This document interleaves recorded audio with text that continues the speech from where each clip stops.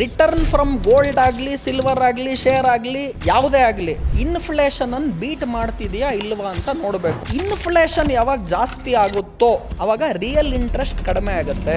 Inflation ಏನ್ ಹೇಳ್ತಾ ಇದೆ, value of rupee is always getting depreciated. Bank F ಡಿನೇ ನಾರ್ಮಲಿ 6 ವರ್ಷ 7 ವರ್ಷಕ್ಕೆ ಡಬಲ್ ಆಗುತ್ತೆ. ಸೊ ಗೋಲ್ಡ್ ಸಿಲ್ವರ್ ಇನ್ನೊಂದು 5 ವರ್ಷಕ್ಕೆ 10 ವರ್ಷಕ್ಕೆ ಡಬಲ್ ಆಗುತ್ತೆ ಅಂದರೆ that is not a great return. Gold silver movement ಆದ ನಂತರ ವೈಜ್ಞಾನಿಕವಾಗಿ ಈ ಬೇಸ್ ಮೆಟಲ್ಸ್ ಅಂತ ನಾವು ಕರಿತೀವಿ, ಸ್ಟೀಲ್, ಕಾಪರ್, ಅಲ್ಯೂಮಿನಿಯಂ, ಜಿಂಕ್, ಇದು ಮೂವ್ ಆಗುವ ಚಾನ್ಸಸ್ ಜಾಸ್ತಿ ಇದೆ. ತಿಂಗಳಿಗೆ 10,000 ರೂಪಾಯಿ ಏನಾನ ಒಂದು ಮ್ಯೂಚುವಲ್ ಫಂಡ್ಗೆ ಅಥವಾ ಯಾವುದೋ ಒಂದು ಸಿಪ್ ಅಂತ ನಾನು ಹಾಕೊಂಡು ಹೋಗ್ತಾ ಇದ್ರೆ 12% ವರ್ಷಕ್ಕೆ ರಿಟರ್ನ್ ಇರುತ್ತೆ. ಗೋಲ್ಡ್ ಮತ್ತು ಸಿಲ್ವರ್ಗೆ ನಾನು ದುಡ್ಡು ಹಾಕಿದ್ರೆ ಲಾಂಗ್ ಟರ್ಮಲ್ಲಿ ಇನ್ಫ್ಲೇಷನನ್ನು ಬೀಟ್ ಮಾಡುತ್ತಾ ಇಲ್ಲ. ನಾನು ಯಾವಾಗಲೂ ಹೇಳ್ತೀನಿ, I want the highest money of this world ನನಗೆ ಬೇಕು. ಇಡೀ ವಿಶ್ವದಲ್ಲಿ ಎಷ್ಟು ದುಡ್ಡಿದೆ ಅಷ್ಟು ನನಗೆ ಬೇಕು. ಆದರೆ I want peace of mind above that. ಅದಕ್ಕೂ ಜಾಸ್ತಿ ನನಗೆ ನೆಮ್ಮದಿ ಬೇಕು. ನೆಮ್ಮದಿ ಇಲ್ಲದೆ ಬರುವಂತಹ ದುಡ್ಡೇನಿದೆ ಅದು ನನಗೆ ಬೇಡ. ಹೂಡಿಕೆ ದೃಷ್ಟಿಯಿಂದ ಚಿನ್ನ ಬೆಳ್ಳಿಯನ್ನು ನೀವು ಖರೀದಿ ಮಾಡಂಗಿದ್ರೆ ದಯವಿಟ್ಟು ಫಿಸಿಕಲ್ ಗೋಲ್ಡನ್ನು ತಗೋಬೇಡಿ. Normally 8-10% wastage, making charges buy ಮಾಡುವಾಗ ಹಾಕ್ತಾರೆ, 8-10% ಸೆಲ್ ಮಾಡುವಾಗ ಹಾಕ್ತಾರೆ. ಸೊ ನಿಮಗೆ ಚಿನ್ನ 20% ಮೇಲೆ ಒಂದು ವರ್ಷಕ್ಕೆ ಹೋದರೂ ಕೂಡ 10% ಬೈಯಿಂಗ್ ಲಾಸು, 10% ಸೆಲ್ಲಿಂಗ್ ಲಾಸ್ ಆದರೆ ನಿಮಗೇನೂ ಬರೋದಿಲ್ಲ. ಹೂಡಿಕೆ ದೃಷ್ಟಿಯಿಂದ ಯಾರ್ಯಾರು ಚಿನ್ನ ಬೆಳ್ಳಿಯನ್ನು ತಗೋಬೇಕು ಅಂತಿದ್ದೀರಾ ಅವರು ಫಿಸಿಕಲ್ ಫಾರಮಲ್ಲಿ ತಗೋಬೇಡಿ, ETF ಫಾರಮಲ್ಲಿ ತಗೊಳ್ಳಿ. ಅಂದರೆ ಎಕ್ಸ್ಚೇಂಜ್ ಟ್ರೇಡೆಡ್ ಫಂಡ್. ಡಿಮ್ಯಾಟ್ ಅಕೌಂಟಲ್ಲಿ ಹೇಗೆ ಶೇರ್ಸ್ ತೊಗೊಳ್ತೀರೋ ಅದೇ ಥರ ಗೋಲ್ಡ್ ETFಗಳನ್ನು ಪೇಪರ್ ಫಾರ್ಮ್ಯಾಟಲ್ಲಿ ತೊಗೋಬೋದು, ಸೆಕ್ಯೂರ್ಡ್ ಇದೆ. ಕೆಲವ್ರು ಏನು ಮಾಡ್ತಾರೆ, ಇನ್ಕಮ್ ಇರೋದು 1 ಲಕ್ಷ, ಅದು ಸ್ಟೇಬಲ್ ಇಲ್ಲ, ಫಿಕ್ಸಡ್ ಇಲ್ಲ, 1.25 ಲಕ್ಷ EMI ಕಟ್ತಾ ಇರ್ತಾರೆ. ಸರ್ ಮತ್ತು ಅವ್ರು ಏನು ಮಾಡ್ತಾರೆ ಸರ್, ಹೆಂಗೆ ಕಟ್ತಾರೆ ಎಕ್ಸ್ಟ್ರಾ ದುಡ್ಡು ಅಂದರೆ EMI ಕಟ್ಟಕ್ಕೆ ಇನ್ನೊಂದು EMI, ಈ ಲೋನ್ ಕಟ್ಟಕ್ಕೆ ಇನ್ನೊಂದು ಲೋನು, ಹಂಗೆ ಮಾಡ್ಕೊಂಡು ಈ ಸಾಲದಲ್ಲಿ ಸಿಗಾಕೊಳ್ತಾರೆ. ಬಿಲ್ ಗೇಟ್ಸ್ ಒಂದು ಕಡೆ ಹೇಳ್ತಾರೆ, ನೀನು ಹುಟ್ಟುವಾಗ ಮಾತ್ರ ಬಡವನಾಗಿ ಹುಟ್ಟಬೋದು, ನೀನು ಸಾಯುವಾಗಲೂ ಕೂಡ ಬಡವನಾಗಿ ಸಾಯ್ತಿದೆಯಾ ಅಂದರೆ ಅದಕ್ಕೆ ನೀನೇ ಕಾರಣ ಅಂತ ಹೇಳ್ತಾರೆ.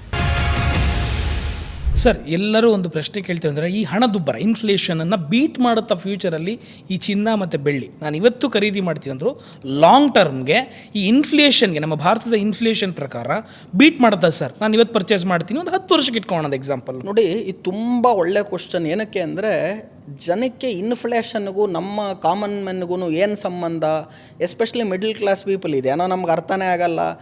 ಏನು ಇನ್ಫ್ಲೇಷನ್ ಅಥವಾ ಹಣದುಬ್ಬರ ಅಂದರೆ ಏನು? Very simple. ಇವತ್ತು ನೀವು ಏನೋ ಒಂದು ಪದಾರ್ಥವನ್ನು 100 ರೂಪಾಯಿಗೆ ಕೊಂಡ್ಕೊಳ್ತೀರ, ಅದೇ ಪದಾರ್ಥನ ನೀವು 1 ವರ್ಷ ಆದಮೇಲೆ ಕೊಂಡ್ಕೋಬೇಕು ಅಂದರೆ 105 ರೂಪಾಯಿ ಆಗಿದೆ ಅದರ ಬೆಲೆ ಅಂದರೆ ಇನ್ಫ್ಲೇಷನ್ ಇಸ್ 5%. ಉದಾಹರಣೆಗೆ ಇವತ್ತು 1 kg ಅಕ್ಕಿ 50 ರೂಪಾಯಿ ಇದೆ.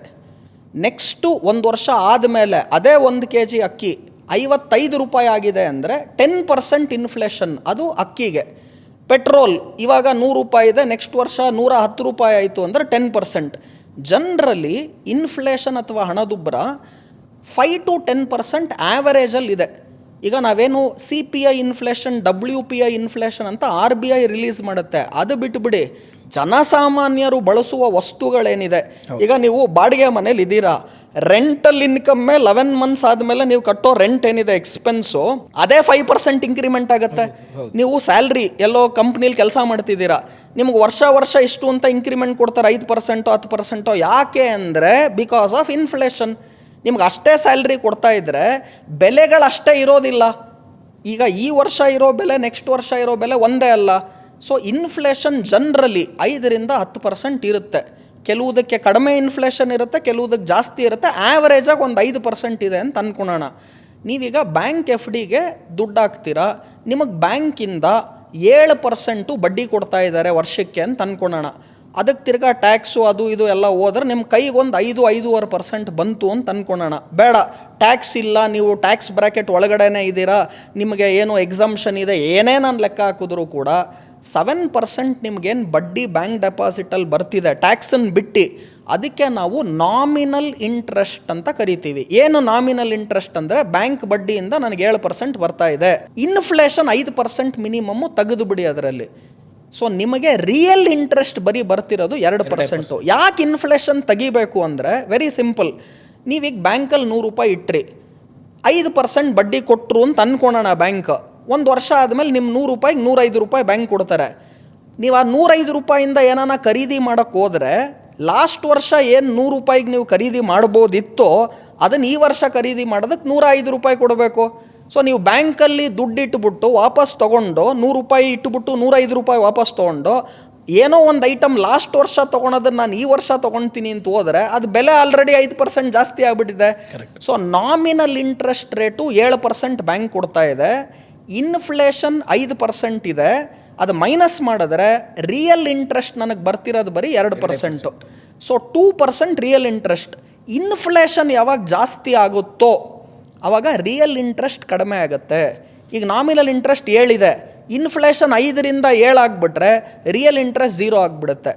ಅದೇ ಥರ ಬ್ಯಾಂಕ್ ಇಂಟ್ರೆಸ್ಟ್ ಏನಾನ 7% ಇರೋದು, ಇನ್ಫ್ಲೇಷನ್ ಏನಾನ 10% ಆದರೆ ರಿಯಲ್ ಇಂಟ್ರೆಸ್ಟ್ ನೆಗೆಟಿವ್ ಆಗುತ್ತೆ, -3% ಆಗಿಬಿಡುತ್ತೆ. ಸೊ ನಾವೇನು ತಿಳ್ಕೋಬೇಕು ಅಂದರೆ ರಿಟರ್ನ್ ಫ್ರಮ್ ಗೋಲ್ಡ್ ಆಗಲಿ, ಸಿಲ್ವರ್ ಆಗಲಿ, ಶೇರ್ ಆಗಲಿ, ಯಾವುದೇ ಆಗಲಿ ಇನ್ಫ್ಲೇಷನನ್ನು ಬೀಟ್ ಮಾಡ್ತಿದೆಯಾ ಇಲ್ವಾ ಅಂತ ನೋಡಬೇಕು. ಯಾಕೆ ಅಂದರೆ ರಿಟರ್ನ್ ಈಗ ಇನ್ಫ್ಲೇಷನ್ 5% ಅಂದರೆ ನಿಮಗೆ ಬರೋ ರಿಟರ್ನ್ ಮಿನಿಮಮ್ 5% ಅಥವಾ ಅದ್ರ ಮೇಲ್ಗಡೆ ಇರಬೇಕು. So that real return negative ಆಗಬಾರ್ದು. So nominal return minus inflation is equal to real return. ಈಗ ಕೆಲವ್ರು ಏನು ಮಾಡ್ತಾರೆ ಗೊತ್ತಾ, ಅಮೇರಿಕಾ ದೇಶದಲ್ಲಿ ಬಡ್ಡಿ ದರ ಬರೀ 2% ಇದೆ, ಇಂಡಿಯಾಲ್ಲಿ ಬಡ್ಡಿ ದರ 7% ಇದೆ. ಸೊ ನಾನೇನು ಮಾಡ್ತೀನಿ, ಅಮೇರಿಕಲ್ಲಿ ಸಾಲ ತೊಗೊಳ್ತೀನಿ, ಇಂಡಿಯಾಲ್ಲಿ ಡೆಪಾಸಿಟ್ ಮಾಡಿಬಿಡ್ತೀನಿ, ಅಲ್ಲಿ 2%ಗೆ ಸಾಲ, ಇಲ್ಲಿ 7% ಬಡ್ಡಿ, ನಾನು ದುಡ್ಡು ಮಾಡಿಬಿಡ್ತೀನಿ. ಆದರೆ ರೂಪಾಯಿನ ಮೌಲ್ಯ ಡಾಲರ್ ಎದುರು ಹೋದ ವರ್ಷ ಈ ವರ್ಷ ಅದೇ ಇರಲ್ಲ. ಎಲ್ಲಿ ಇನ್ಫ್ಲೇಷನ್ ಜಾಸ್ತಿ ಇರುತ್ತೋ ಆ ಕರೆನ್ಸಿ ಏನಾಗುತ್ತೆ, ಡಿಪ್ರಿಷಿಯೇಟ್ ಆಗುತ್ತೆ. ಎಲ್ಲಿ ಇನ್ಫ್ಲೇಷನ್ ಕಡಿಮೆ ಇರುತ್ತೋ ಆ ಕರೆನ್ಸಿ ಅಪ್ರಿಷಿಯೇಟ್ ಆಗುತ್ತೆ. ಸೊ ಸಿಂಪಲ್ಲಾಗಿ ಹೇಳಬೇಕು ಅಂದರೆ ನನಗೆ ಒಬ್ಬರು ವ್ಯಕ್ತಿ ಹೇಳಿದ್ರು, ರುದ್ರಮೂರ್ತಿ ನಾನು ತಿಂಗಳಿಗೆ 10,000 ರೂಪಾಯಿ ಏನಾನ ಒಂದು ಮ್ಯೂಚುವಲ್ ಫಂಡ್ಗೆ ಅಥವಾ ಯಾವುದೋ ಒಂದು ಸಿಪ್ ಅಂತ ನಾನು ಹಾಕ್ಕೊಂಡು ಹೋಗ್ತಾ ಇದ್ದರೆ 12% ವರ್ಷಕ್ಕೆ ರಿಟರ್ನ್ ಬಂದರೆ ಆ ರಿಟರ್ನನ್ನು ನಾನು ಏನಾನ ಒಂದು 12 ವರ್ಷ ಏನೋ ಹಾಕಿದ್ರೆ ನಮ್ಗೆ 1 ಕೋಟಿ ಬರುತ್ತೆ.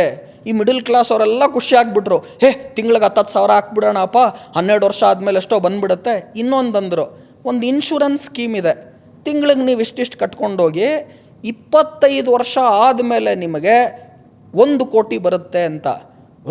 ಸೂಪರ್ ಅಂತ. ಜನಕ್ಕೆ ಏನು ಅರ್ಥ ಆಗ್ತಿಲ್ಲ ಅಂದರೆ ಇವತ್ತಿನ 1 ಕೋಟಿಯ ಬೆಲೆ 25 ವರ್ಷ ಆದ ನಂತರ 1 ಕೋಟಿಯ ಬೆಲೆ ಒಂದೇ ಅಲ್ಲ. ಹೌದು. ನೀವು ಇವತ್ತಿನ 1 ಕೋಟಿ ಬೆಲೆ ನೋಡ್ಬಿಟ್ಟು ಸೂಪರ್, ನೀವು ಒಂದು ಟೈಮಲ್ಲಿ 20 ವರ್ಷದ ಹಿಂದೆ ಯಾರೋ ಮದುವೆ ಆದರೆ 1 ಲಕ್ಷಕ್ಕೆ ಸೂಪರ್ ಮದುವೆ ಮಾಡ್ಬೋದಿತ್ತು, ಜಾಮ್ ಜೂಮ್ ದಾಮ್ ಧೂಮ್ ಅಂದ್ಕೊಂಡು ಮಾಡ್ಬೋದು. ಎಷ್ಟು? 1 ಲಕ್ಷ ಖರ್ಚು 20 ವರ್ಷದ ಹಿಂದೆ. ಅದೇ ಮದುವೆ, ಆ ಸ್ಟ್ಯಾಂಡರ್ಡ್ ಮದುವೆ ಇವತ್ತು ಮಾಡಬೇಕು ಅಂದರೆ ನಿಮ್ಗೆ 1 ಕೋಟಿ ಬೇಕು.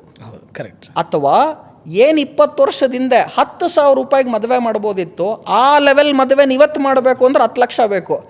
ಸೊ ಜನ ಏನು ಅರ್ಥ ಮಾಡ್ಕೋಬೇಕು, ನಾನು 10,000 ಹಾಕ್ಬಿಟ್ಟು 10 ವರ್ಷ ಕಾಯಿತು ಅಂದರೆ ನನಗೆ 1 ಕೋಟಿ ಬಂದ್ಬಿಡುತ್ತೆ. 1 ಕೋಟಿ ಇವತ್ತು ಬರಲ್ಲ, 10 ವರ್ಷ ಆದಮೇಲೆ ಬರುತ್ತೆ.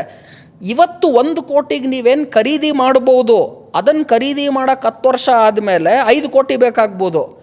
ಸೊ ನೀವೇನು ಅರ್ಥ ಮಾಡ್ಕೋಬೇಕು ಸಿಂಪಲ್ಲಾಗೆ, ಇನ್ಫ್ಲೇಷನನ್ನು ಎಷ್ಟು ಚೆನ್ನಾಗಿ ಹೇಳಿದ್ದೀನಿ ನಿಮಗೆ ಅಂದರೆ, ಇವತ್ತು ಇನ್ಫ್ಲೇಷನ್ ಏನು ಹೇಳ್ತಾ ಇದೆ, value of rupee is always getting depreciated. ಅಂದರೆ 1 ರೂಪಾಯಿನ ವ್ಯಾಲ್ಯೂ ಏನಿದೆ ಇವತ್ತೇನು ಅದು ಖರೀದಿ ಮಾಡಬಹುದು, 10 ವರ್ಷ ಆದಮೇಲೆ ಅದೇ 1 ರೂಪಾಯಲ್ಲಿ ನೀವು ಇವತ್ತೇನು ಖರೀದಿ ಮಾಡ್ಬೋದು ಅದನ್ನು ಖರೀದಿ ಮಾಡೋಕ್ಕಾಗಲ್ಲ.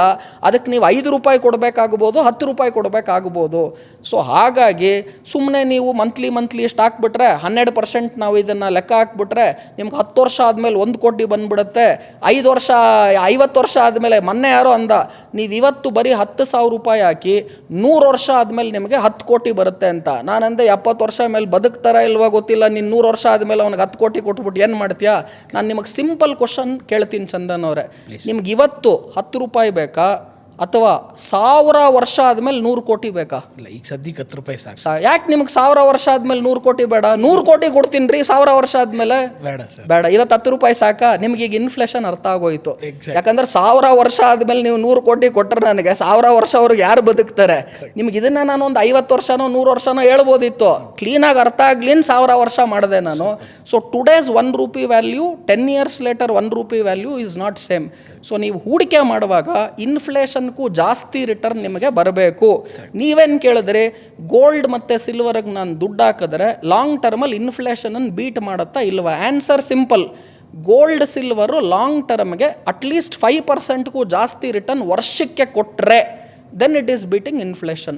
ಕೊಡಲಿಲ್ಲ ಅಂದರೆ it is not beating inflation. ನನ್ನ ಪ್ರಕಾರ gold and silver will give you return more than 5% on on average. ಆದರೆ ನಿಮ್ಮ ರಿಟರ್ನ್ ಬ್ಯಾಂಕ್ ಎಫ್ ಡಿಲ್ ಬರುವಾಗಲೂ 7% ಅಂತ ಅನ್ಕೋಬೇಡಿ.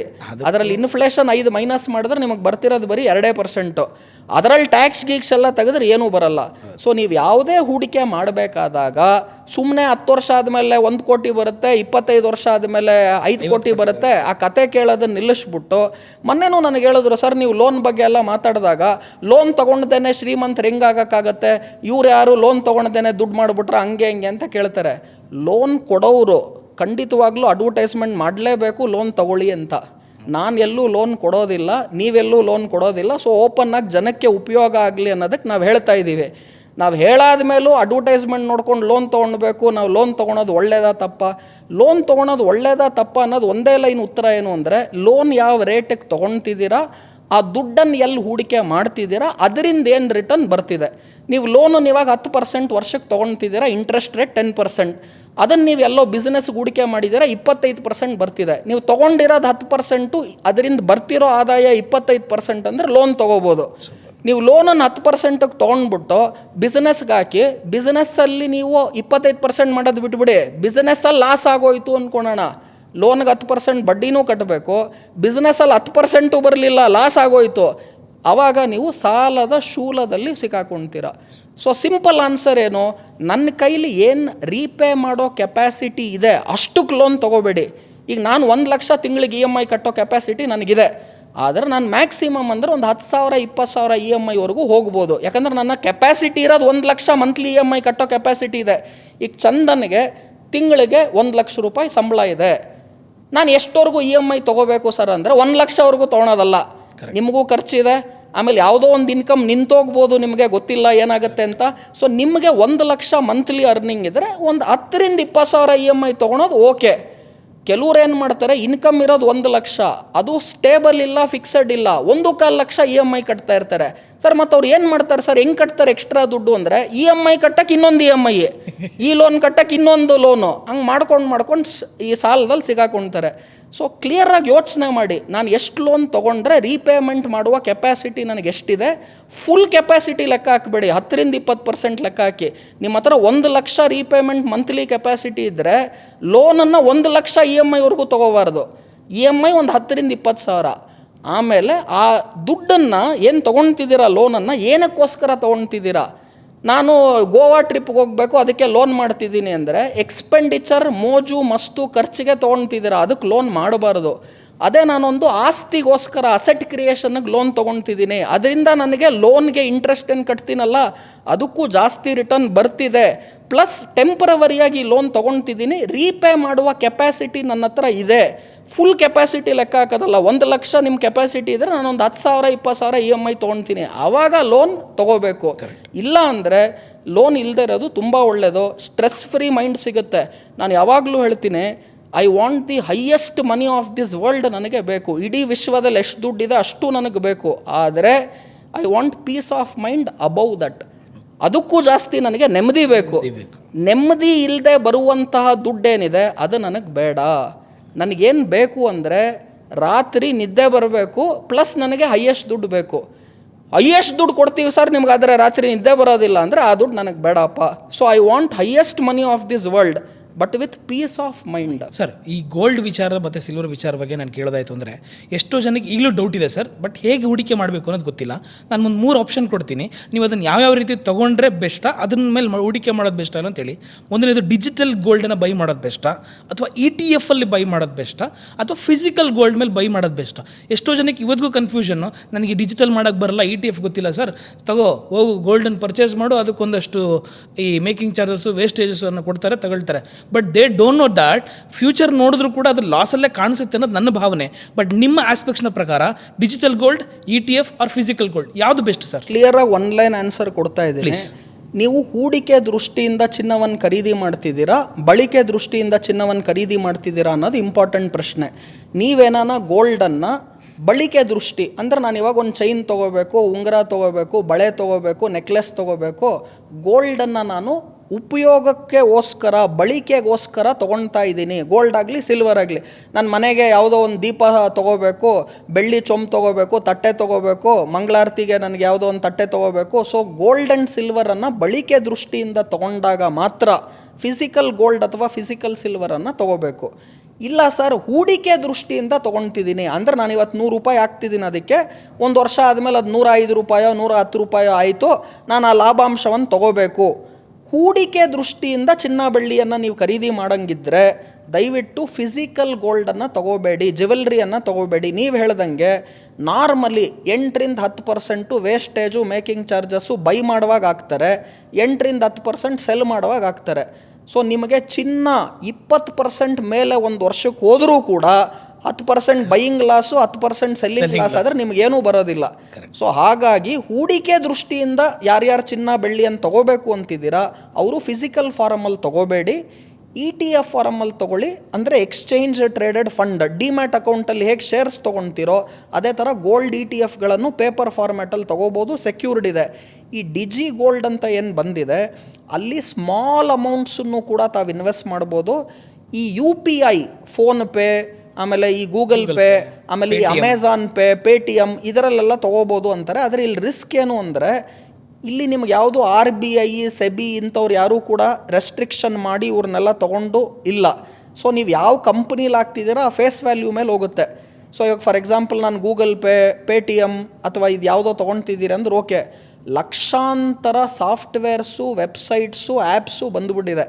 ಇಲ್ಲೆಲ್ಲ ಚೀಟಿಂಗ್ ಮಾಡಿಕೊಂಡು ಎಲ್ಲೆಲ್ಲೋ ಹಾಕಿ ದುಡ್ಡನ್ನು ಲಾಸ್ ಮಾಡ್ಕೊಳುವ ಸಂದರ್ಭಗಳು ಇರುತ್ತೆ. ಒಂದು ತಿಳ್ಕೊಳ್ಳಿ, ಎಲ್ಲಿ ರಿಟರ್ನ್ ಜಾಸ್ತಿ ಕೊಡ್ತಾರೋ ಅಲ್ಲಿ ರಿಸ್ಕ್ ಜಾಸ್ತಿ ಇದ್ದೇ ಇರುತ್ತೆ. ಸೊ ಅದಿರೋದ್ರಿಂದ ETF ಮುಖಾಂತರ ಇನ್ವೆಸ್ಟ್ಮೆಂಟ್ ಮಾಡೋದು ಉತ್ತಮ. ಡಿಜಿ ಗೋಲ್ಡನ್ನು ಮಾಡ್ತೀರಾ ಅಂದರೂ ಕೂಡ ಒಳ್ಳೆ ಕಂಪನೀಸ್ಗಳು ಯಾರು ಕೊಡ್ತಾ ಇದ್ದಾರೆ ಈ ಫೆಸಿಲಿಟಿ, ಈಗ ಹೇಳ್ದಂಗೆ ಗೂಗಲ್ ಪೇ, ಫೋನ್ಪೇ, ಈ ಥರ ಒಳ್ಳೊಳ್ಳೆ ಕಂಪ್ನಿಗಳಲ್ಲಿ ಮಾಡಬಹುದು. ಎಲ್ಲ ಕಡೆ ಹೋಗಿ ಆ್ಯಪ್ಗಳಲ್ಲೆಲ್ಲ ನೋಡ್ಕೊಂಡು ಅಲ್ಲಿ ಇಲ್ಲಿ ಇನ್ವೆಸ್ಟ್ಮೆಂಟ್ಗಳನ್ನು ಮಾಡಬೇಡಿ. ಹೂಡಿಕೆ ದೃಷ್ಟಿ ಇತ್ತು ಅಂದಾಗ ಮಾತ್ರ ETF ಅಥವಾ ಡಿಜಿ ಫಾರ್ಮ್ಯಾಟಲ್ಲಿ ತೊಗೊಳ್ಳಿ, ಬಳಕೆ ದೃಷ್ಟಿ ಇದ್ದಾಗ ಮಾತ್ರ ಜ್ಯುವೆಲ್ರಿ ತೊಗೊಳ್ಳಿ. ಸರ್, ಆಲ್ರೆಡಿ ಕೇಳಿರೋ ಪ್ರಶ್ನೆ ಮತ್ತು ಇನ್ನೊಂದು ಪ್ರಶ್ನೆ ಆ್ಯಡ್ ಆನ್ ಮಾಡ್ತೀನಿ. ಈಗ ಈ ಗೋಲ್ಡು ಜೆಟ್ ಲೆವೆಲ್ಗೆ ಹೋಗ್ತಿತ್ತು, ಸಿಲ್ವರು ರಾಕೆಟ್ ಲೆವೆಲ್ಗೆ ಹೋಗ್ತಿತ್ತು, ಬಟ್ ಈಗ ಕಾಪರ್ ಏನಾದರೂ ರೆಡಿ ಆಗ್ತಿದೆ ಸ್ಟಡಿ ಮೂವ್ ಆನ್ ಆಗೋದಕ್ಕೆ ಫ್ಲೈಟು ಅಂತ ಕೇಳ್ತಿದ್ದಾರೆ. ಹಾಗಿದ್ರೆ ನನ್ನ ಪ್ರಶ್ನೆ ಏನು ಅಂದರೆ, ಗೋಲ್ಡು ಇನ್ವೆಸ್ಟ್ ಮಾಡಲಿಲ್ಲ ಮೇಲೋಯ್ತು, ಸಿಲ್ವರು ನೋಡ್ದಂಗೆ ಮುಂಚೆನೇ ಮೇಲೊಟ್ಟೋಯ್ತು, ನಾಳೆ ದಿವಸ ಕಾಪರು ಹಿಂಗೇನ ಮೇಲೋಗುತ್ತಾ ಸರ್? ಇನ್ವೆಸ್ಟ್ಮೆಂಟ್ ಆ ರೀತಿಯಲ್ಲಿ ಕಾಪರ್ಗೆ ಏನಾದರೂ ನಾವು ಮಾಡ್ಬೋದಾ ಅಂತ ಕೇಳಿದ್ರೆ ನಿಮ್ಮ ಅಭಿಪ್ರಾಯ ಸರ್? ಖಂಡಿತವಾಗ್ಲೂ ನೋಡಿ, ಯಾರೂ ಕೂಡ ಖಂಡಿತವಾಗಿ ನಾನು ಆಲ್ರೆಡಿ ಹೇಳ್ದಂಗೆ ನಮ್ಮ ಎಪಿಸೋಡಲ್ಲಿ ಇದು ಹೋಗುತ್ತೆ ಹೋಗಲ್ಲ. ಯಾಕಂದರೆ ನಾನು ಇವತ್ತು ಹೇಳಿರ್ತೀನಿ ಆಯಿತು ಕಾಪರ್ ಮೇಲೆ ಹೋಗುತ್ತೆ ಅಂತ, ನಾಳೆ ಏನೋ ಡೊನಾಲ್ಡ್ ಟ್ರಂಪ್ ಬಂದ್ಬಿಟ್ಟು ಹೊಸ ನೀತಿನ ತೊಗೊಳ್ತಾರೆ, ನಾನು ಚೇಂಜ್ ಆಗ್ತೀನಿ. ಬಟ್ ಈ ವಿಡಿಯೋ ನೋಡಿಕೊಂಡು ಇನ್ನೊಂದು ತಿಂಗಳಾದಮೇಲೆ 2 ತಿಂಗಳಾದಮೇಲೆ ನೀವು ಅವತ್ತು ಹೇಳಿದ್ರಿ ಹಿಂಗಾಯಿತು. ಯಾಕಂದರೆ ಇವತ್ತವರೆಗೂ ಇರುವಂತಹ ವಿದ್ಯಮಾನಗಳು, ಇವತ್ತವರೆಗೂ ಇರುವಂತಹ ಅಂಶಗಳನ್ನು ಕನ್ಸಿಡರ್ ಮಾಡಿ ನಾನು ಹೇಳ್ತಿದ್ದೀನಿ. ಈಗ ನಾನು ಹೇಳಿರ್ತೀನಿ ಗೋಲ್ಡ್ ಸಿಲ್ವರ್ಗೆ ಒಂದು 10-20% ಮಾತ್ರ ದುಡ್ಡು ಹಾಕಿ ಅದರ ಮೇಲೆ ಹಾಕಬೇಡಿ, ಆಮೇಲೆ ನೆಕ್ಸ್ಟ್ ಇನ್ನೊಂದು ವರ್ಷದೊಳಗಡೆ ವಾಪಸ್ ಆಲ್ ಟೈಮ್ ಹೈಗೆ ಬರಲ್ಲ ಅಂತ ಹೇಳಿದ್ದೀನಿ. ನಾಳೆ ವರ್ಲ್ಡ್ ವಾರ್ ಸ್ಟಾರ್ಟ್ ಆಯಿತು, ವರ್ಲ್ಡ್ ವಾರ್ 3 ಅಂದ್ಕೊಳ್ಳಿ, ಆವಾಗ ತಿರ್ಗಾ ದಿಢೀರಂದು ಗೋಲ್ಡ್ ಸಿಲ್ವರ್ ಮೇಲೆ ಹೋಗುತ್ತೆ. ಸೊ ನಾನೇನು ಹೇಳ್ತಿದ್ದೀನಿ, ಈಗಿರುವಂತಹ ವಿದ್ಯಮಾನಗಳನ್ನು ನೋಡ್ಕೊಂಡು ನಾನು ಹೇಳ್ತಿದ್ದೀನಿ. ಬಟ್ ಲೇಟೆಸ್ಟ್ ಅಪ್ಡೇಟ್ಸ್ಗಳನ್ನು ಕೂಡ ಮಾಡ್ಕೋಬೇಕು. ಸೊ ಬ್ಲೇಮ್ ಮಾಡೋದು ಸಿಂಪಲ್, ಬೆರಳು ತೋರಿಸೋದು ಬೇರೆಯವ್ರ ಮೇಲೆ ಈಸಿ. ನೀವು ಬೆರಳು ತೋರಿಸಿದಾಗ ಒಂದೇ ಒಂದು ಬೆರಳು ಅವ್ರನ್ನ ತೋರಿಸುತ್ತೆ, 4 ಬೆರಳು ನಿಮ್ಮನ್ನು ತೋರಿಸುತ್ತೆ. ಸೊ ನೀವು ಯಾರನ್ನ ಹಿಂಗೆ ಪಾಯಿಂಟ್ ಔಟ್ ಮಾಡಿ ನಾನು ಚಂದನ್ ಮಿಸ್ಟೇಕ್ ಅಪ್ಪ ಇವರಿಂದ ಹಿಂಗೆ ಆಯಿತು ಅಂತ ನಾನು ತೋರಿಸಿದ್ರೆ ಎಬ್ಬೆಟ್ ನನ್ನೇ ತೋರಿಸ್ತಿದೆ, ಈ 3 ಬೆಟ್ಟು ನನ್ನನ್ನೇ ತೋರಿಸ್ತಿದೆ. ಸೊ ಒಬ್ಬರನ್ನ ಪಾಯಿಂಟ್ ನೀವು ಮಾಡೋರು ನಿಮಗೆ 4 ಜನ ಪಾಯಿಂಟ್ ಮಾಡ್ತಾರೆ. ಸೊ ನಾನು ನಿಮಗೇನು ಹೇಳ್ತೀನಿ, ಖಂಡಿತವಾಗ್ಲೂ ಈಗಿರುವಂಥ ವಿದ್ಯಮಾನಗಳ ಪ್ರಕಾರ ಗೋಲ್ಡ್ ಸಿಲ್ವರ್ ಮೂಮೆಂಟ್ ಆದ ನಂತರ ವೈಜ್ಞಾನಿಕವಾಗಿ ಈ ಬೇಸ್ ಮೆಟಲ್ಸ್ ಅಂತ ನಾವು ಕರಿತೀವಿ, ಸ್ಟೀಲ್, ಕಾಪರ್, ಅಲ್ಯೂಮಿನಿಯಂ, ಜಿಂಕ್, ಇದು ಮೂವ್ ಆಗುವ ಚಾನ್ಸಸ್ ಜಾಸ್ತಿ ಇದೆ. ಸೊ ಕಾಪರ್ಗೆ ಡೈರೆಕ್ಟಾಗಿ ನಾವು ಹೂಡಿಕೆ ಮಾಡೋದಕ್ಕೆ ಆಗೋದಿಲ್ಲ. ನೀವೀಗ ಮನೇಲಿ ಗೋಲ್ಡ್ ಸಿಲ್ವರನ್ನು ಹೆಂಗೆ ಖರೀದಿ ಮಾಡಿ ಇಟ್ಕೊಳ್ತೀರಾ, ಆ ಥರ ಬಾರ್ಸ್ಗಳನ್ನು ಹಿಡ್ಕೊಂಡು ಕಾಪರ್ಗಳನ್ನು, ಸಿಂಕ್ಗಳನ್ನು ಇದನ್ನು ಹಿಡ್ಕೊಳೋದಕ್ಕೆ ಆಗೋದಿಲ್ಲ. ಸೊ ನಾನೇನು ಹೇಳ್ತೀನಿ ಅಂದರೆ, ಶೇರ್ ಮಾರ್ಕೆಟಲ್ಲಿ ನಿಮಗೆ ಕೆಲವೊಂದು ಸ್ಕ್ರಿಪ್ಟ್ಗಳಿದೆ, ಶೇರ್ ಕಂಪ್ನಿಗಳಿದೆ. ಈಗ ಹಿಂದೂಸ್ತಾನ್ ಕಾಪರ್, ನೀವು ಕಾಪರಲ್ಲಿ ಹೂಡಿಕೆ ಮಾಡಬೇಕು ಅಂದರೆ ಹಿಂದೂಸ್ತಾನ್ ಕಾಪರ್ ಶೇರ್ ತೊಗೊಂಡ್ರೆ ಕಾಪರ್ ವ್ಯಾಲ್ಯೂ ಜಾಸ್ತಿ ಆದರೆ ಹಿಂದೂಸ್ತಾನ್ ಕಾಪರ್ ಶೇರ್ ವ್ಯಾಲ್ಯೂನು ಜಾಸ್ತಿ ಆಗುತ್ತೆ. ಕಾಪರ್ ವ್ಯಾಲ್ಯೂ ಕೆಳಗಡೆ ಬಂತು ಅಂದರೆ ಹಿಂದೂಸ್ತಾನ್ ಕಾಪರ್ ವ್ಯಾಲ್ಯೂನು ಕೆಳಗಡೆ ಬರುತ್ತೆ. ಬಟ್ ನಿಮ್ಮ ಪ್ರಶ್ನೆಗೆ, can copper move the next silver gold kind of a move ಬರುತ್ತಾ, ಕಾಪರಲ್ಲಿ ಬರುವ ಸಾಧ್ಯತೆಗಳು ಹೆಚ್ಚಿದೆಯಾ? ಖಂಡಿತವಾಗ್ಲೂ ಹೆಚ್ಚಿದೆ. So copper, zinc, aluminium, steel ಇದು ಮೂವ್ ಆಗುವ ಸಾಧ್ಯತೆಗಳು ಹೆಚ್ಚಿದೆ. ಆದರೆ it is all dependent on only 2 things. ಒಂದು ಟ್ರಂಪಿನ ನೀತಿಗಳು, ಎರಡನೇದು ಚೈನಾ ನೀತಿಗಳು. ನಾರ್ಮಲಿ ಚೈನಾ ಇಂಡೈರೆಕ್ಟಾಗಿ they also control the metal market. China grow ಆದರೆ these metals will do very good. China grow ಆಗಲಿಲ್ಲ ಅಂದರೆ these metals may not perform. But ಈಗಿರುವ ವಿದ್ಯಮಾನಗಳ ಪ್ರಕಾರ yes, copper can do good, base metals will do good. ಅದರಲ್ಲಿ aluminium, zinc and steel also ನಾನು include ಮಾಡ್ತೀನಿ. And disclaimer ಒಂದು ಹೇಳ್ಬಿಡ್ತೀನಿ. ಇವತ್ತಿನ ಪ್ರೆಸೆಂಟ್ ಡೇಟ್ ಬಂದು 11/2/2026 ಸರ್ ಮಾತಾಡಿರುವಂಥದ್ದು. ಬಿಕಾಸ್ ಈಗಿನ ಪ್ರೆಸೆಂಟ್ ಸಿಚುವೇಶನ್ ಮೇಲೆ ಸರ್ ಒಂದು ಅಂದಾಜಿಸಿ ಹೇಳ್ತಿದ್ದಾರೆ. ಗೋಲ್ಡು ಸಿಲ್ವರು ಹಿಂಗೆ ಹೋಗುತ್ತೆ ಅಂತ ಯಾರೂ ಹೇಳೋಕ್ಕಾಗೋದಿಲ್ಲ, ಇನ್ಕ್ಲೂಡಿಂಗ್ ಸರ್ ಕೂಡ ಅಂದರು. ನಾನು ಪ್ರಿಡಿಕ್ಟ್ ಮಾಡೋಕ್ಕಾಗಲ್ಲ. But if May happens like this ಅಂತ ಅಂದರೆ ಆಗಬಹುದು ಅನ್ನೋದನ್ನ ಹೇಳ್ತಿದ್ದಾರೆ. ಸರ್, ಇನ್ನು ಕೊನೆಯ ಪ್ರಶ್ನೆ, ಎಲ್ರಿಗೂ ಕ್ಯೂರಿಯಾಸಿಟಿ ಏನು ಗೊತ್ತಾ ಸರ್, ಇನ್ನು 5-10 ವರ್ಷದಲ್ಲಿ ಗೋಲ್ಡ್ ಮತ್ತು ಸಿಲ್ವರ್ನ ಎಲ್ಲಿ ನೋಡ್ಬೋದು ನಾವು? Because we can't predict. But on your aspect of your knowledge, gold and silver ನಾನು ಬೈ ಮಾಡ್ತೀನೋ ಬಿಡ್ತೀನೋ ದಟ್ ಈಸ್ ಸೆಕೆಂಡ್ರಿ, ಅಥವಾ ನಾನು ಖರೀದಿ ಮಾಡಲ್ವೋ ದಟ್ ಈಸ್ ಸೆಕೆಂಡ್ರಿ. ಬಟ್ ಇನ್ನು 5 ವರ್ಷದಲ್ಲಿ ಗೋಲ್ಡ್ ಮತ್ತು ಸಿಲ್ವರ್ನ ಶೇರ್ ಆಗಿರ್ಬೋದು, ಫಿಸಿಕಲ್ ಗೋಲ್ಡ್ ಆಗಿರ್ಬೋದು, ವಾಟ್ ಎವರ್, ಎಲ್ಲಿ ಬಂದು ಕೂರ್ಬೋದು ಸರ್? ನೋಡಿ, ನಾರ್ಮಲಿ ಏನಾಗುತ್ತೆ, because of inflation and time value of money, bank F ಡಿನೇ ನಾರ್ಮಲಿ 6 ವರ್ಷ 7 ವರ್ಷಕ್ಕೆ ಡಬಲ್ ಆಗುತ್ತೆ. ಸೊ ಗೋಲ್ಡ್ ಸಿಲ್ವರ್ ಇನ್ನೊಂದು 5 ವರ್ಷಕ್ಕೆ 10 ವರ್ಷಕ್ಕೆ ಡಬಲ್ ಆಗುತ್ತೆ ಅಂದರೆ that is not a great return. ಈಗ ಆಲ್ರೆಡಿ ಗ್ರೇಟ್ ರಿಟರ್ನ್ ಬಂದಿರೋದ್ರಿಂದ ಇನ್ನೊಂದು 1-2 ಇಯರ್ಸ್ ಬಿಗ್ ರಿಟರ್ನ್ ಗೋಲ್ಡ್ ಸಿಲ್ವರಲ್ಲಿ ಇಲ್ಲಿಂದ ನಿರೀಕ್ಷೆ ಮಾಡೋದು ಕಡಿಮೆ. ಆದರೂ ಕೂಡ ನಿಮ್ಮ ಒಟ್ಟಾರೆ ಪೋರ್ಟ್ಫೋಲಿಯೋಲ್ಲಿ ನಾನು ಹೇಳ್ದಂಗೆ 10-20% ಗೋಲ್ಡ್ ಸಿಲ್ವರಲ್ಲಿ ಇನ್ವೆಸ್ಟ್ ಮಾಡಿ. ನಾರ್ಮಲಿ ಜನ ಏನು ಮಾಡ್ತಾರೆ ಗೊತ್ತಾ, ನೀವು ಗೋಲ್ಡ್ ಸಿಲ್ವರಲ್ಲಿ ಇನ್ವೆಸ್ಟ್ಮೆಂಟ್ ಮಾಡಬೇಡಿ ಅಂದರೆ ನನಗೆ ಶತ್ರುಗಳು ಜಾಸ್ತಿ ಆಗಿಬಿಡ್ತಾರೆ. ನೀವು ಗೋಲ್ಡ್ ಸಿಲ್ವರ್ ತುಂಬ ಚೆನ್ನಾಗಿದೆ ಇನ್ವೆಸ್ಟ್ಮೆಂಟ್ ಮಾಡಿ ಅಂದರೆ ಕಮೆಂಟ್ ಬಾಕ್ಸಲ್ಲಿ ವಾ ವಾ ವಾ ವಾ ವಾ ವಾ ಅಂತ ಬರೀತಾರೆ. ನಿಮ್ಗೆ ವಾ ವಾ ವಾ ವಾ ಬೇಕು ಅಂದರೆ ಗೋಲ್ಡ್ ಸಿಲ್ವರ್ ಮಾಡಿ ಅಂತೇಳಿ, ವಾ ವಾ ಬೇಡ ನಿಜ ಬೇಕು ಅಂದರೆ ಮಾಡಬೇಡಿ ಅಂತೇಳಿ. ಬಟ್ ನಾನೇನು ಹೇಳ್ತಿದ್ದೀನಿ, ಎಲ್ಲ ದುಡ್ಡನ್ನು ಗೋಲ್ಡ್ ಸಿಲ್ವರ್ಗೆ ಹಾಕಬೇಡಿ. ಯಾರೂ ಕೂಡ ಗೋಲ್ಡ್ ಸಿಲ್ವರ್ ಇಷ್ಟೇ ಆಗುತ್ತೆ ಅಂತ ಪ್ರೆಡಿಕ್ಟ್ ಮಾಡೋಕ್ಕಾಗೋದಿಲ್ಲ. ಹಾಗಾಗಿ ಡೈವರ್ಸಿಫೈ ಮಾಡಿ, ನಿಮ್ಮ ಹತ್ರ ಇರುವಂಥ ದುಡ್ಡೇನಿದೆ ಅದರಲ್ಲಿ 10-20% ಗೋಲ್ಡ್ ಸಿಲ್ವರಲ್ಲಿ ಹಾಕಿ ನೆಕ್ಸ್ಟ್ 5 to 10 ಇಯರ್ಸಲ್ಲಿ ಡಬಲ್ ಮೇಲ್ಗಡೆ ಗೋಲ್ಡ್ ಸಿಲ್ವರ್ ಹೋಗುವ ಸಾಧ್ಯತೆಗಳು ಜಾಸ್ತಿ ಇದೆ. It is a good investment. ಯಾಕಂದರೆ ಸಿಲ್ವರ್ಗೆ ಇಂಡಸ್ಟ್ರಿಯಲ್ ಯೂಸೇಜ್ ಇರೋದ್ರಿಂದ, ಮತ್ತು ಇವಾಗ ಆಲ್ರೆಡಿ ತೊಗೊಂಡಿರುವಂಥ ಬೆಳ್ಳಿ ಚಿನ್ನ ಎಲ್ಲನೂ ಕೂಡ ಸೆಂಟ್ರಲ್ ಬ್ಯಾಂಕ್ಗಳಾಗಿರೋದ್ರಿಂದ ಅವ್ರು ದಿಢೀರನ್ನು ನಾಳೆ ಬೆಳಿಗ್ಗೆ ಬಂದ್ಬಿಟ್ಟು ಎಲ್ಲ ಮಾರ್ಬಿಟ್ಟು ಓಡೋಗ್ಬಿಡೋದಿಲ್ಲ. ಯುದ್ಧದ ಭೀತಿ ಯಾವತ್ತೂ ಕೂಡ ಕಡಿಮೆ ಆಗೋದಿಲ್ಲ. ಮನುಷ್ಯನಿಗೆ ಆಸೆ ಅನ್ನೋದು ಇದ್ದೇ ಇರುತ್ತೆ. ಪ್ರೆಸಿಡೆಂಟು, ಪ್ರೈಮ್ ಮಿನಿಸ್ಟ್ರಿಂದ ಹಿಡಿದು ನಮ್ಮ ದೇಶ ಮೇಲೆ ಬರಲಿ ಅನ್ನೋ ಆಸೆ ಎಲ್ಲರಿಗೂ ಇರುತ್ತೆ. ಒಂದು ಕಡೆ ಮೋದಿ ಹಮಾರ ದೇಶ್ ಮಹಾನ್, ನಾನು ಇಂಡಿಯಾನ್ ಗ್ರೇಟ್ ಮಾಡ್ತೀನಿ ಅಂದರೆ, ಇನ್ನೊಂದು ಕಡೆ ಡೊನಾಲ್ಡ್ ಟ್ರಂಪು USA ನಾನು ನೆಕ್ಸ್ಟ್ ಗ್ರೇಟ್ ಮಾಡ್ತೀನಿ ಅಂತ ಅವ್ರು ಇರ್ತಾರೆ. ಈ ಕಡೆ ತಿರ್ಗಾ ಚೈನಾನ ಐ ವಾಂಟ್ ಟು ಮೇಕ್ ಚೈನಾದ ಗ್ರೇಟ್ ಅಂತ ಅವ್ರವ್ರ ದೇಶ ಅವ್ರವ್ರು. ಈಗ ತಾಯಿಗೆ ಮಗನೇ ಯಾವಾಗಲೂ ಕೂಡ ನಂಬರ್ 1. ನೀವು ಯಾರೇ ಹೇಳಿ, ನೀವು ಅವ್ರಿಗೆ ತಾಯಿಗೆ ಮಗ. ನಾನು ಯಾವಾಗೂ ಹೇಳ್ತೀನಿ, ನೀವು ಯಾವುದೇ ಒಬ್ಬ ವ್ಯಕ್ತಿ, ಒಬ್ಬ ಗಂಡಸಿನ ಬಗ್ಗೆ ಅವನ ರೈಟಾ ರಾಂಗ ಅಂತ ಕೇಳಬೇಕು ಅಂದ್ರೆ ತಾಯಿನ ಕೇಳಬೇಡಿ, ಅವ್ರ ಹೆಂಡ್ತಿನ ಕೇಳಿ ಕರೆಕ್ಟಾಗಿ ಹೇಳ್ತಾರೆ ಅಂತ ಹೇಳ್ತೀನಿ. ಯಾಕೆ ಅಂದರೆ ತಾಯಿನ ಕೇಳಿದ್ರೆ ಎಂಥ ತಪ್ಪಿದ್ರೂ ಕೂಡ ಮಗನಲ್ಲಿ ಅವನೇ ಗ್ರೇಟ್ ಅಂತ ತಾಯಿ ಹೇಳ್ತಾರೆ. ಅದಕ್ಕೆ ತಾಯಿ ಅಂತ ಕರೆಯೋದು. ಹೆಂಡ್ತಿನ ಕೇಳಿದ್ರೆ ನಿಜ ಹೇಳ್ತಾರೆ. ಸೊ ಒಂದು 10-20 ಕಂಪ್ಲೇಂಟ್ ನಿಮ್ಮ ಮಿಸ್ಸಸ್ ಕೇಳಿದ್ರು ಕೂಡ, ಅಯ್ಯೋ ಚಂದನ್ನ ಯಾವಾಗೂ ಟಿ ವಿಲೇ ಇರ್ತಾರೆ, ಫೋನ್ ಎತ್ತೋದಿಲ್ಲ, ಊಟ ಟೈಮಿಂಗ್ ಮಾಡಲ್ಲ, ಏನೇನೋ ಹೇಳ್ತಾರೆ. ಅದ್ರ ಒಂದು ಖುಷಿ ಏನು ಗೊತ್ತಾ, ನಿಮ್ಮ ಹೆಂಡ್ತಿ ನಿಮಗೆ ಹೆಂಡ್ತಿ ಆಗಿದ್ದರೆ ನಿಮ್ಮ ಮಗನಿಗೋ ಮಗಳಿಗೋ ಅವಳು ಕೂಡ ತಾಯಿ ಆಗಿರ್ತಾಳೆ. ಕರೆಕ್ಟ್. ಸೊ ತಾಯಿಯ ವರ್ಕು ಹೆಂಡತಿ ವರ್ಕು ಎರಡೂ ಇಂಪಾರ್ಟೆಂಟ್ ಅಂತ ಹೇಳ್ತಾ ಇದ್ದೀನಿ. ಆದರೆ ನಿಮ್ಮ ರಿಯಾಲಿಟಿ ಗೊತ್ತಾಗಬೇಕು ಅಂದರೆ ಹೆಂಡ್ತಿನ ಕೇಳಿ ತಾಯಿನ ಕೇಳಬೇಡಿ ಅಂತ ಹೇಳ್ತಿದ್ದೀನಿ. ಸೊ ಫೈನಲ್ ಆಗಿ ನಾನೇನು ಹೇಳ್ತಾ ಇದ್ದೀನಿ, ಗೋಲ್ಡ್ ಸಿಲ್ವರಲ್ಲಿ 10-15% 20% ಹೂಡಿಕೆ ಮಾಡಿ ಎಲ್ಲ ದುಡ್ಡನ್ನು ಗೋಲ್ಡ್ ಸಿಲ್ವರಲ್ಲಿ ಹಾಕಬೇಡಿ. ಸಾಲ ಮಾಡಿ ಚಿನ್ನ ಬೆಳ್ಳಿಯನ್ನು ಖರೀದಿ ಮಾಡಬೇಡಿ. ಜೊತೆಗೆ ಫಿಸಿಕಲ್ ಗೋಲ್ಡನ್ನು ಬರೀ ಬಳಕೆ ದೃಷ್ಟಿ ಇದ್ದರೆ ಮಾತ್ರ ತೊಗೊಳ್ಳಿ. ಈಗ ನೀವು ಮದುವೆಗೆ ಹೋಗ್ತಿದ್ದೀರಾ, ನನ್ನ ಹತ್ರ 10 ಲಕ್ಷದ ಗೋಲ್ಡ್ ETF ಇದೆ ಅಂತ ಬಾಂಡನ್ನು ನಾನು ಕತ್ತಕ್ಕೆ ಹಾಕ್ಕೊಂಡು ಹೋಗೋಕ್ಕಾಗೋದಿಲ್ಲ. ಮನೇಲಿ ನಿಮ್ಮ ತಾಯಿ ಆಗಲಿ ಹೆಂಡತಿ ಆಗಲಿ ಅವ್ರೇನು ಕೇಳ್ತಾರೆ ಹೇಳಿ, ರೀ ನಮಗೆ ಗೋಲ್ಡ್ ಜ್ಯುವೆಲ್ರಿ ಬೇಕ್ರಿ, ನಾನು ತೊಗೊಂಡೋಗ್ಬೇಕು, ಅಕ್ಷಯ ತೃತೀಯ ಬೇಕು, ವಾಲೆ ಬೇಕು, ಜುಮ್ಕಿ ಬೇಕು, ಬಳೆ ಬೇಕು. ಖಂಡಿತವಾಗ್ಲೂ ಗೋಲ್ಡ್ ಸಿಲ್ವರಲ್ಲಿ ಹೂಡಿಕೆಗಳನ್ನು ಮಾಡುವಾಗಲೂ ಕೂಡ ಅಥವಾ ಫಿಸಿಕಲ್ ಗೋಲ್ಡನ್ನು ಕೊಂಡ್ಕೊಳ್ಳುವಾಗಲೂ ಕೂಡ ಈ ಎಲ್ಲ ಅಂಶಗಳೇನು ಹೇಳಿದ್ದೀನಿ ಅದನ್ನು ನೋಡ್ಕೊಂಡು ಮಾಡಿ. ಜೊತೆಗೆ ನಮ್ಮ ಎಪಿಸೋಡಲ್ಲಿ ಇವತ್ತು ನೀವು ಸುಮ್ಮನೆ ಇವತ್ತು 10,000 ಹಾಕ್ಬಿಟ್ರೆ 50 ವರ್ಷ ಆದಮೇಲೆ ಇಷ್ಟಾಗುತ್ತೆ, 10 ವರ್ಷ ಆದಮೇಲೆ ಇಷ್ಟಾಗುತ್ತೆ ಅಂದರೆ ವ್ಯಾಲ್ಯೂ ಆಫ್ ಮನಿ ಅಥವಾ ಇನ್ಫ್ಲೇಷನ್ ತುಂಬ ಇಂಪಾರ್ಟೆಂಟ್ ಅಂತಲೂ ಕೂಡ ಹೇಳಿದ್ದೀನಿ. ಈ ಇಡೀ ನಮ್ಮ ವಿಡಿಯೋಲಿ ನನಗೆ ಟಾಪ್ 1 ಪಾಯಿಂಟ್ ಇದು ತುಂಬ ಇಷ್ಟ ಆಯಿತು ಅನ್ನೋದು ಏನಿದೆ, ನಮ್ಮ ವೀಕ್ಷಕರು ಅದನ್ನು ಕಮೆಂಟಲ್ಲಿ ಬರೀಲಿ. ಅವ್ರಿಗೇನಾನ ಪ್ರಶ್ನೆ ಇದ್ದರೂ ಕೂಡ ಇನ್ನೂ ಇದನ್ನು ಕೇಳಲಿ. ನಮ್ಮ ನೆಕ್ಸ್ಟ್ ಮುಂದಿನ ಎಪಿಸೋಡ್ಗಳಲ್ಲಿ ಅದಕ್ಕೆ ಉತ್ತರ ಕೊಡೋಣ. ಚಂದನ್ ಅವರೇ ಸರ್, ಯೂಶಲಿ ಇನ್ನೊಂದು ಕೊನೆ ಪ್ರಶ್ನೆ, ಈ ಬಾಸ್ ವಾಲ ನಮ್ಮ ಚಾನಲ್ನಲ್ಲಿ ಅತಿ ಹೆಚ್ಚು ಗೋಲ್ಡ್ ಮೇಲೆ ಕೇಳಿರುವಂಥ ಪ್ರಶ್ನೆ ನಿಮ್ಮ ಹತ್ರ ಇಡ್ತೀನಿ.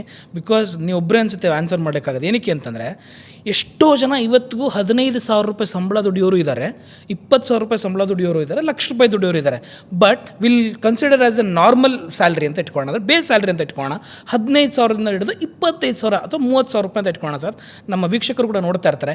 ಈ ರೀತಿಯ ಸ್ಯಾಲ್ರಿ ಇರೋರು ಎಷ್ಟು ಪರ್ಸೆಂಟೇಜ್ ಆಫ್ ಹೂಡಿಕೆಯನ್ನು ಗೋಲ್ಡ್ ಅಥವಾ ಸಿಲ್ವರ್ ವಾಟ್ ಎವರ್ ಅದನ್ನು ಹೂಡಿಕೆ ಮಾಡಿದ್ರೆ ಉತ್ತಮ ಅಂತ ನೀವು ಬಯಸ್ತೀರಿ ಸರ್? ಎಷ್ಟು ಅಂತ ಹೇಳ್ಬೋದು? ತುಂಬ ಸಿಂಪಲ್ ಆನ್ಸರ್ ಕೊಡ್ತಿದ್ದೀನಿ. ಮೊದಲನೇದಾಗಿ ಗೋಲ್ಡ್ ಸಿಲ್ವರ್ ಹೂಡಿಕೆ ಆಮೇಲೆ ನೀವೇನು ದುಡಿತಿದ್ದೀರಾ ಅಲ್ವಾ, ಫಸ್ಟ್ ನೀವೇನು ತಿಳ್ಕೊಬೇಕು, ಸೇವಿಂಗ್ಸ್ ಎಷ್ಟು ಜಾಸ್ತಿ ಆಗುತ್ತೋ, ಉಳಿತಾಯ ಎಷ್ಟು ಜಾಸ್ತಿ ಆಗುತ್ತೋ ಅಷ್ಟು ಮಾಡಬೇಕು.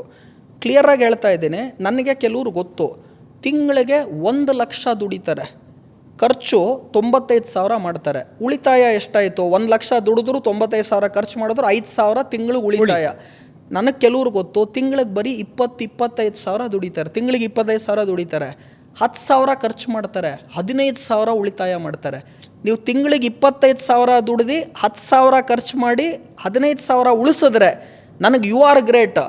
ಅವ್ರು ಯಾರೋ ತಿಂಗಳಿಗೆ 1,00,000 ದುಡಿದ್ಬಿಟ್ಟು 95,000 ಖರ್ಚು ಮಾಡಿದ್ರು ಉಳಿತಾಯ ಬರೀ 5,000. ಸೊ ಉಳಿತಾಯ ಜಾಸ್ತಿ ಮಾಡಬೇಕು. ಹೇಗೆ ಉಳಿತಾಯ ಜಾಸ್ತಿ ಮಾಡೋದಂದ್ರೆ ಇರೋದು ಎರಡೇ ರೂಲು. ಒಂದು, ಆದಾಯವನ್ನು ಜಾಸ್ತಿ ಮಾಡ್ಕೋಬೇಕು, ಇನ್ಕಮನ್ನು ಜಾಸ್ತಿ ಮಾಡ್ಕೋಬೇಕು. ಎರಡನೇದು, ಖರ್ಚನ್ನು ಕಡಿಮೆ ಮಾಡಬೇಕು. ಇದು ಬಿಟ್ಟರೆ ಇನ್ನೇನು ರೂಲ್ ಇಲ್ಲ.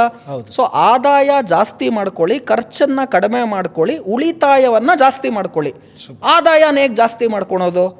ನಿಮಗೀಗ ಒಂದು ಸೋರ್ಸ್ ಆಫ್ ಇನ್ಕಮ್ ಇದ್ದರೆ 2, 3, 4 ಮಲ್ಟಿಪಲ್ ಸೋರ್ಸಸ್ ಆಫ್ ಇನ್ಕಮನ್ನು ರೆಡಿ ಮಾಡ್ಕೊಳ್ಳಿ. ಈಗ ನನಗೆ ಶೇರ್ ಮಾರ್ಕೆಟಿಂದ ಒಂದು ಸೋರ್ಸ್ ಆಫ್ ಇನ್ಕಮ್ ಬರುತ್ತೆ.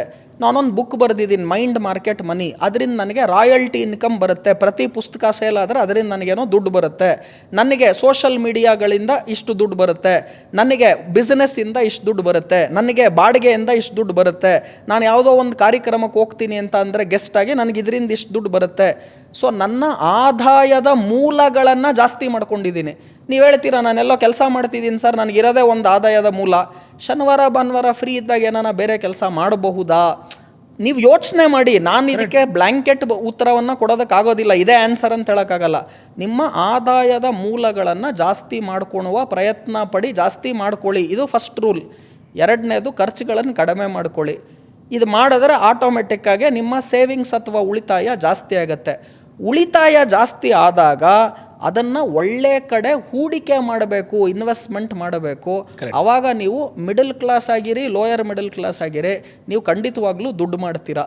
ಸೊ ನೀವು ದುಡ್ಡು ಮಾಡಬೇಕು ಅಂದರೆ ಇನ್ಕಮ್ ಅಥವಾ ಆದಾಯದ ಮೂಲಗಳನ್ನು ಜಾಸ್ತಿ ಮಾಡ್ಕೊಳ್ಳಿ, ಖರ್ಚನ್ನು ಕಡಿಮೆ ಮಾಡ್ಕೊಳ್ಳಿ, ಉಳಿತಾಯವನ್ನು ಜಾಸ್ತಿ ಮಾಡಿ, ಆ ಜಾಸ್ತಿ ಮಾಡಿರುವ ಉಳಿತಾಯವನ್ನು ಸರಿಯಾದ ಕಡೆ ಹೂಡಿಕೆ ಮಾಡಿ.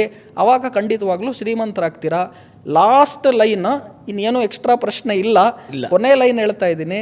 ಬಿಲ್ ಗೇಟ್ಸ್ ಒಂದು ಕಡೆ ಹೇಳ್ತಾರೆ, ನೀನು ಹುಟ್ಟುವಾಗ ಮಾತ್ರ ಬಡವನಾಗಿ ಹುಟ್ಟಬೋದು, ನೀನು ಸಾಯುವಾಗಲೂ ಕೂಡ ಬಡವನಾಗಿ ಸಾಯ್ತಿದೀಯಾ ಅಂದರೆ ಅದಕ್ಕೆ ನೀನೇ ಕಾರಣ ಅಂತ ಹೇಳ್ತಾರೆ. Okay. Super sir thank you so much. ನನಗೆ ಒಂಚೂರು ಮೈಂಡ್ ಓಪನ್ ಆಯ್ತು ಆ್ಯಕ್ಚುಲಾಗಿ ಗೋಲ್ಡ್ ಬಗ್ಗೆ, ಸಿಲ್ವರ್ ಬಗ್ಗೆ ಆ್ಯಂಡ್ ಇವೊಂದು ಸೇವಿಂಗ್ಸ್ ಬಗ್ಗೆ ತುಂಬ ಚೆನ್ನಾಗಿ ಹೇಳ್ಕೊಟ್ರಿ. ಸೊ ನೋಡೋದಲ್ಲ ವೀಕ್ಷಕರೇ, ಯಾವ ರೀತಿಯಾಗಿ ಗೋಲ್ಡನ್ನು ಹೂಡಿಕೆ ಮಾಡಿದ್ರೆ ಅಥವಾ 5ರಿಂದ 10 ವರ್ಷದಲ್ಲಿ ಗೋಲ್ಡ್ ಮತ್ತು ಸಿಲ್ವರ್ ಎಲ್ಲಿರಬಹುದು, ಯಾಕೆ ಗೋಲ್ಡ್ ಮತ್ತು ಸಿಲ್ವರ್ ಜಾಸ್ತಿ ಆಗ್ತಾ ಇದೆ, ಅಷ್ಟೇ ಅಲ್ಲ ನಿಮ್ಮ ಸೇವಿಂಗ್ಸನ್ನು ಎಲ್ಲಿ ಹೂಡಿಕೆ ಮಾಡಿದರೆ ಬೆಸ್ಟು, ಡಿಜಿಟಲ್ ಗೋಲ್ಡಲ್ಲಿ ಮಾಡ್ತೀರಾ, ETF ಅಲ್ಲಿ ಮಾಡ್ತೀರಾ, ಫಿಸಿಕಲಲ್ಲಿ ಮಾಡ್ತೀರಾ, ಎಲ್ಲಿ ಮಾಡಿದ್ರೆ ಉತ್ತಮ ಅನ್ನೋದ್ರ ಬಗ್ಗೆ ಸರ್ ಇನ್ ಡೀಟೇಲಾಗಿ ಹೇಳಿದ್ದಾರೆ. ಅಷ್ಟೇ ಅಲ್ಲ, ಇವತ್ತಿನ ಪ್ರೆಸೆಂಟ್ ಡೇಟ್ 11/2/2026 ಒಂದು ವಿಷಯದ ಪ್ರಕಾರ, ಇವತ್ತಿನ ವಿದ್ಯಮಾನಗಳ ಪ್ರಕಾರ ಕಾಪರಿನ ಮೇಲೆ ಹೋಗುತ್ತಾ, ಜಿಂಕ್ ಮೇಲೆ ಹೋಗುತ್ತಾ, ಅಲ್ಯೂಮಿನಿಯಂ ಮೇಲೆ ಹೋಗುತ್ತಾ ಅಂದರೆ ಸರ್ರಿನ ಪ್ರಕಾರ ಹೌದು, ಹೋಗೋ ಚಾನ್ಸಸ್ ಜಾಸ್ತಿ ಇದೆ ಅಂತಿದ್ದಾರೆ. ಯೋಚನೆ ಮಾಡಿ ಹೂಡಿಕೆ ಮಾಡೋಕ್ಕೂ ಮುಂಚೆ. ಈ ವಿಡಿಯೋ ನೋಡ್ತಿದ್ದೀರಲ್ಲ, ಇದೇ ಥರ ಮತ್ತಷ್ಟು ವಿಡಿಯೋದಲ್ಲಿ ಬರ್ತೀನಿ. This is Bosswala, Chandan signing off, bye. Brand partnership ಮತ್ತು ಜಾಹೀರಾತಿಗಾಗಿ ಸಂಪರ್ಕಿಸಿ brand@bosswala.com. WhatsApp number 9108014192. Bosswala. Be the boss.